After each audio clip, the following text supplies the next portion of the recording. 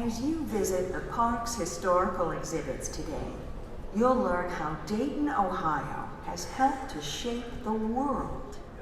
All right, Rich, let's check a little bit about the cash register history. As you know, James Riddy invented the first incorruptible cashier here in Dayton, Ohio, and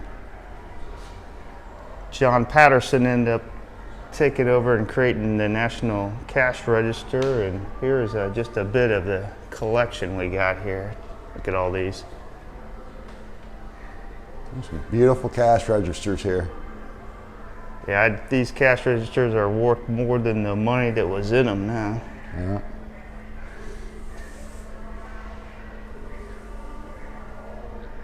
Yeah, that's an interesting one right there. 87. Find out a little bit more information about that one, Rich. Let's see. Oh, come on. Previous. Let's watch Rich fumble around with this and fail. Come on, you're on 24 and you're going down. You're trying to get to 87. This guy's fingers are too slow. When he figures that out, we'll get back to him. You got a main menu. Check out the reels on 45. this.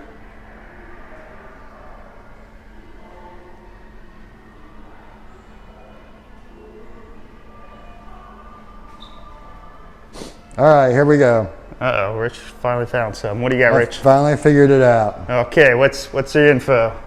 87. Autographic was made for use in Sweden. It has two unusual features. First, it has a coin wheel dispenser built into the lid, showing the coins from past transactions to be viewed in case there was a question about the amount paid or the change received. Second, additional to having the handwritten receipt, it also printed a ticket or check which was issued from the left side of the machine. It must be over there, I guess. Unless I'm looking at this backwards. No, left side's right here. You see it over here? Yeah, that little slot there. Yeah, for the ticket. Pretty cool. That is very unusual. And how about 77? 77. Let's see which one that is. And look who's fumbling with it now. I'm going in the right direction. What you do is hit, I found out you hit the main menu, then hit. I'm there, buddy. What's the problem? All right. All right, which one are you talking about, 77? Yeah, this one right here. Oh, that little contraption. So what to say about that one? That's the 400 DS, was made for use in department stores. DS, department store, makes sense. This particular machine features a glass-sided cabinet that allows the inner workings of the machine to be observed. And that's kind of cool. So when it was ringing you up, you could see actually what it was doing. Yeah. Any other ones you want to check out while we're in here, Rich? We've got the place to ourselves right now. Here's some hard-working kids creating them at the NCR factory. Let's see, let's go with 35. Which one's 35 there? That one right there. Oh yeah, okay, bring that one up for me. Hey, how you doing today, sir? How you doing? Okay, you been here before? Oh yeah, we've been here before. Yeah, good. We're looking at cash register 35. Yeah, it's amazing. That's like, well, but that's not a cash register. Yeah. It's like nothing like a cash register. Yeah.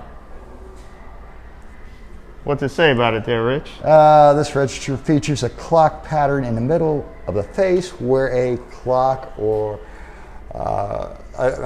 where a check or receipt would be inserted in the slot and a sales amount would be printed on the check. This is one of the series of registers exclusively constructed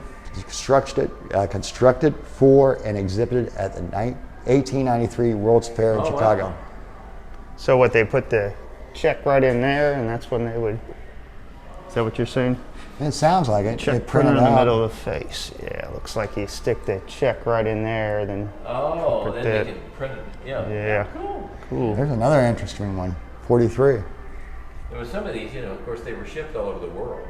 Oh, so yeah. They went to different countries, and they had different denominations on there for the people, and the different different currency, like, yeah. When they come up and they showed the number of the amount, like there's the, there's the Oh, price yeah, drop that's right. there. And some of them, and then when they start printing receipts, well, that was a really big deal, And then when Kettering developed the electric motor for the car, Patterson, then they had that Dave's Barn, and Patterson says, whoa, I could use an electric motor for my cash registers. So or design one for me.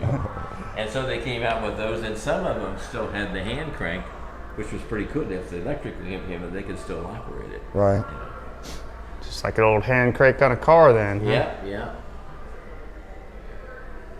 But some of these cash registers in a big department store had 2, 3, and 4 drawers on them. Each person that worked had their own drawer.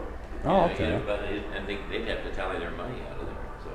Do you have any of those cash registers here? Oh, there's probably some in here. They got one over there. There's some in the back. There's 144 cash registers here. Look at this one. Looks like an old radio. That's Oh yeah, 26. how can that doesn't look like anything? No, you wouldn't think that was a cash register there. But it's funny if you're careful and watch different movies and stuff, and you'll see national or cash. Yeah. Oh, yeah. I've seen Right, it on old yeah. TV Yeah. or period pieces of TV shows and movies. Hey, you're welcome. What's this one? It's made in Germany in 1915. And it was sent here to Dayton in 1919. Oh, so NCR in Germany built it. And following World War I, it was electrically operated and allows the cashier to easily see how many tickets are left. Also features a new finish NCR was working on. They called the black crystalline finish. That must be on the top.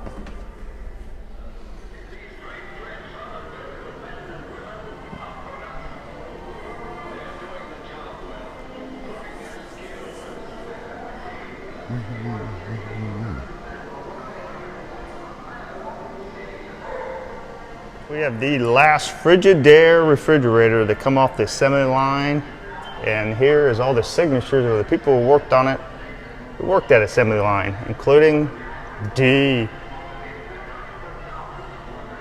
Oh yeah, Ray Osborne. Good work, Ray. Appreciate your hard work. Ernie Franklin. He's probably the guy that was in charge. There's Ray Ward, Louis Martin. Good work, kids. Just want to check out what's up inside of the old Deeds barn up here. Yeah, let's check it out. Would you like to meet Mr. Charles Kettering? Yes, I would. Hello there. Hello, Charles. The gang and I worked pretty hard in those early years to get our Delco enterprise up and going. The men we pulled together from NCR called me boss. But I'll tell you, the only rank in that group was when one of us was ranker than the next. It reminded me of the hot, sweaty work my siblings and I grew up with on our farm outside Loudonville, Ohio, between Columbus and Cleveland. I learned a lot growing up, studying farm equipment, repairing my mother's sewing machine, even dissecting a brand new telephone I purchased with $14 I raised cutting a neighbor's wheat field. Not far from the farm, I learned elementary engineering from the close observation of a grist mill and a new coreless steam engine. I discovered that you can know a lot and not really understand anything. Yeah, I'll tell you But that. from those men in the mills, I learned how to understand things. I'd say my education was a combination of academic basics and practical mechanics. I started teaching school at age 19. Wow. And then went on to Worcester College and the Ohio State Engineering College. During those years, I was having flare-ups of an eye ailment and headaches, so I would take time off from school to rest. During those breaks and to earn some money, I took a job as a pole setter with the Star Telephone Company. It sounds like hard In those work. days, I learned a lot about electricity, telephones, and working with a crew of men. I learned a lot in my first 28 years. In there. Oh yeah, that's a keeper. Made too long. It's a Oh Sunday wait, let me afternoon. get back in there. Let me switch this camera around. Yeah, the things Rich makes me do here. Let's see if this will. Oh, Miss Missy. Hey. I just want you to take me to the store. The store? Here we go. This is, of course, the pop-top can developed by Phrase and the Dayton Reliable Tool Company. But we got a little Dayton quiz here we're going to test Rich on.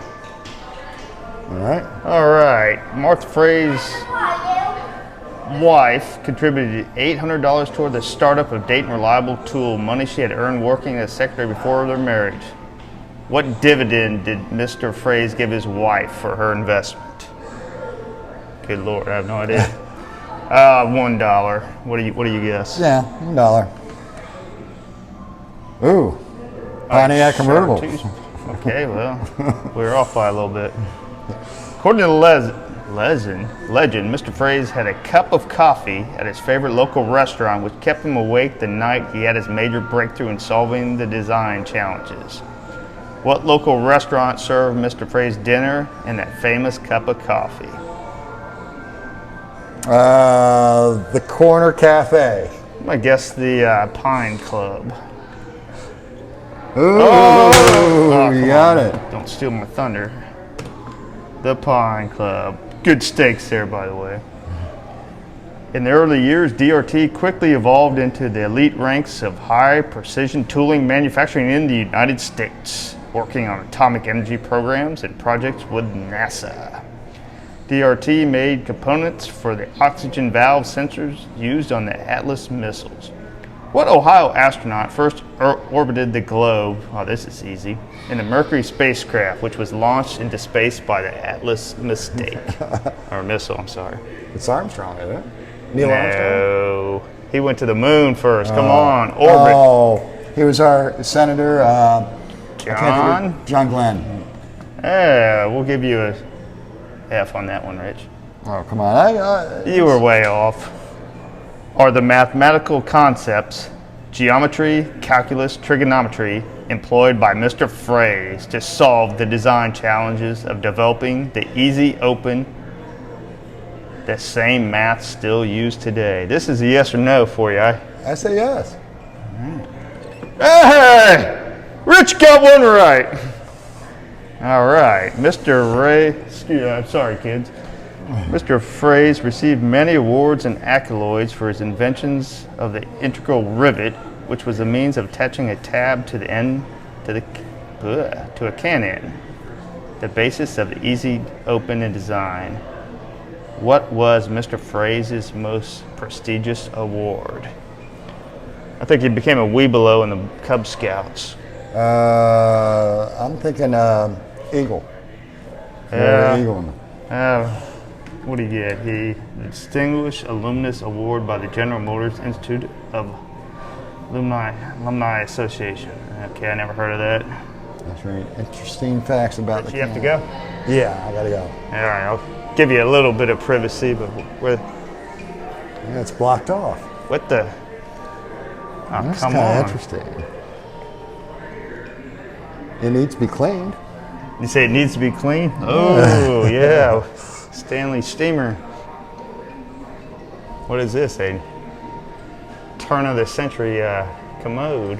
Yeah, I think 1915. Almost looks like a modern day muffler attached to it. Hey, that's not a bad idea. Put a muffler on your toilet in case things get a little muzzle. muzzle that so people don't know what you're doing. They don't know if you're doing a 1 or a 2. Excellent idea. The toilet muffler. Found your home away from home. Yep, right over there. The Who Scout. There's not even a bed in there.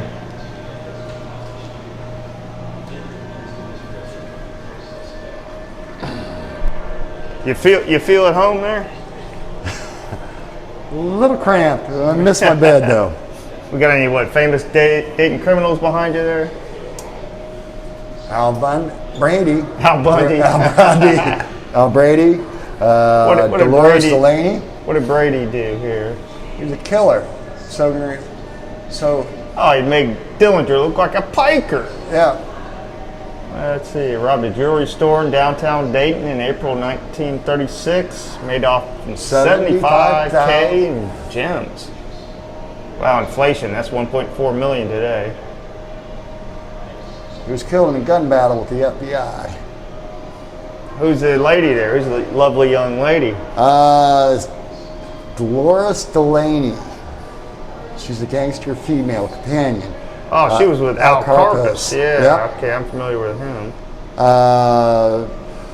Speaking of Al Carpus retained service of Dayton attorney Jack Egan. I'm sorry. There's Carpus there. He was public enemy #1 after Dillinger, who had some Dayton ties himself. We talked about some other things. Pretty Boy Floyd and Babyface Nelson. He didn't get a cool name. His nickname, Al. Now think about it. Everybody else has Pretty Boy Floyd, Babyface Nelson, Al. By the way, I guess if your name was Al back in the 30s, you were probably Alfred. you're probably a killer. Oh, and who's this guy here? Who's this bootleg safecracker? Al. If your name was Al and you lived in Dayton in the 30s, you're up to no good. What did he do? Fox of Gangland. Okay, finally a cool nickname. Zwick.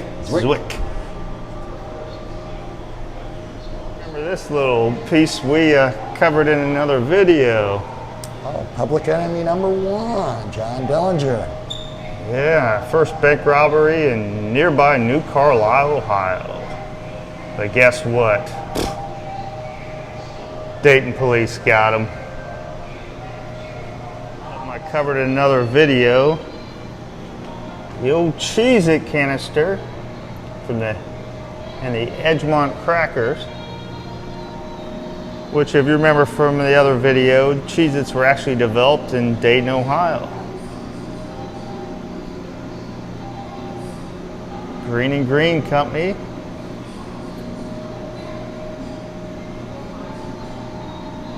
Became the largest cracker manufacturer in the state of Ohio.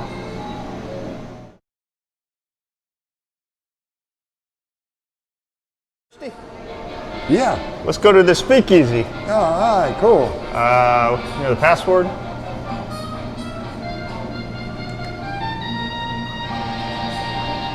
Ah, yes. The password is booze.